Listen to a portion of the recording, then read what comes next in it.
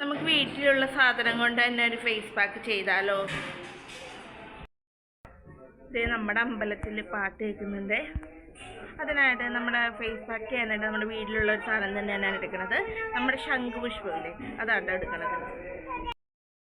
നേരെ നന്നായി ഇരുട്ടിയിട്ടുണ്ട്. ഇവിടെ കുറേ ശംഖുപുഷ്പമായിരിക്കുന്നുണ്ട്. നമുക്കത് എടുക്കാം കേട്ടോ.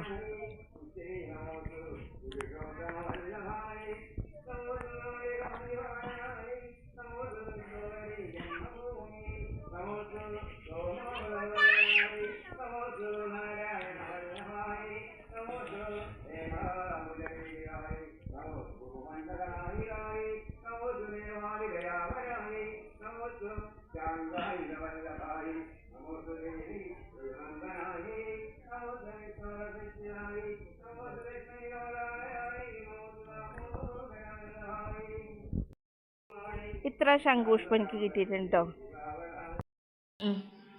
മിക്സിയുടെ ജാറ് കംപ്ലൈൻ്റ് ആയതുകൊണ്ട് ഇതിൽ ഇടിച്ചെടുക്കണേണ്. ഇത്തിരി വെള്ളം ഒഴിച്ചെടുക്കണ്ടേ.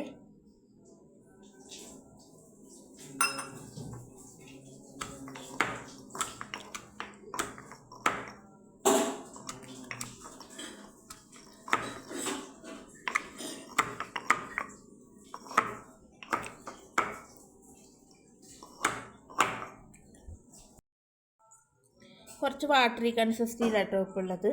ഇത് നമുക്ക് അപ്ലൈ ചെയ്ത് കൊടുക്കാം. ഇത് നമുക്ക് ഫേസിൽ അപ്ലൈ ചെയ്ത് കൊടുക്കാം കേട്ടോ. കുറച്ച് അരയാത്തതും കുറച്ച് വെള്ളമായിട്ടാണ് എന്തെങ്കിലും കഴിക്കുന്നത്. അപ്പം ഇത് ഫെയർ ആവാനും സ്കിൻ നല്ല എന്താ പറയുക ക്ലിയർ ആവാനൊക്കെ ഇത് നല്ലതാട്ടോ. അത് നമുക്കൊരു 10 മിനിറ്റ് തേച്ച് പിടിപ്പിക്കാം. കണ്ട ഇങ്ങനെയായിട്ട് നമുക്ക് കിട്ടിയേക്കണത്. ഇത് നമുക്ക് ഫേസിൽ അപ്ലൈ ചെയ്ത് കൊടുക്കാം.